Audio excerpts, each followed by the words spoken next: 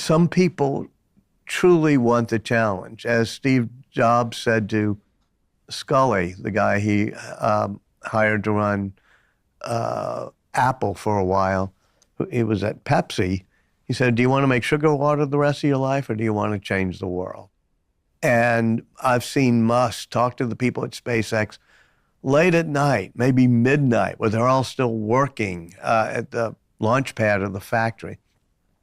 And he'll say, I know how hard you're working, but this is the most exciting job you could possibly have. It's the most exciting, important job on Earth, which is getting people to Mars.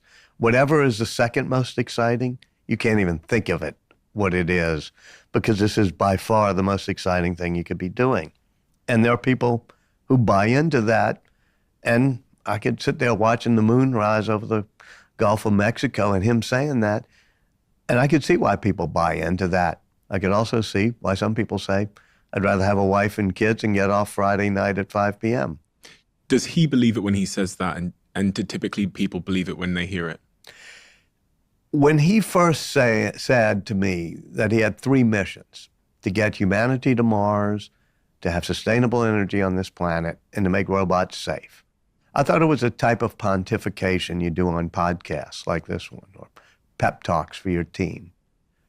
But then I'd hear him say it over and over again. And I'd hear him say it almost to himself as he walked around and saw something bad. And he said, we'll never get to Mars. We'll never get, and almost staring into the distance sometimes. He said, we've got to get to Mars. And we've got to, if we don't do this, we'll never get humanity to Mars. We'll never get the world to electric vehicles.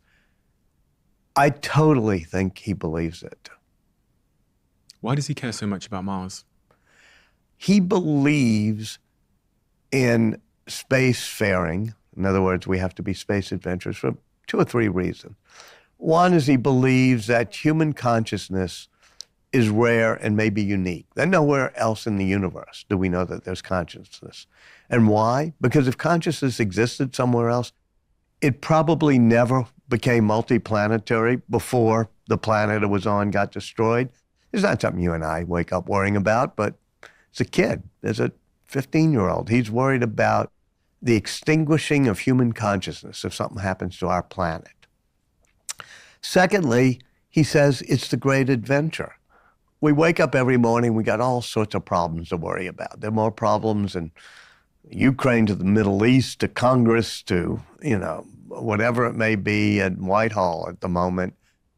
But we have to have our vision set on some things that inspire us, that are truly make humans what they are. And there's nothing more inspiring than the notion of being an adventurer.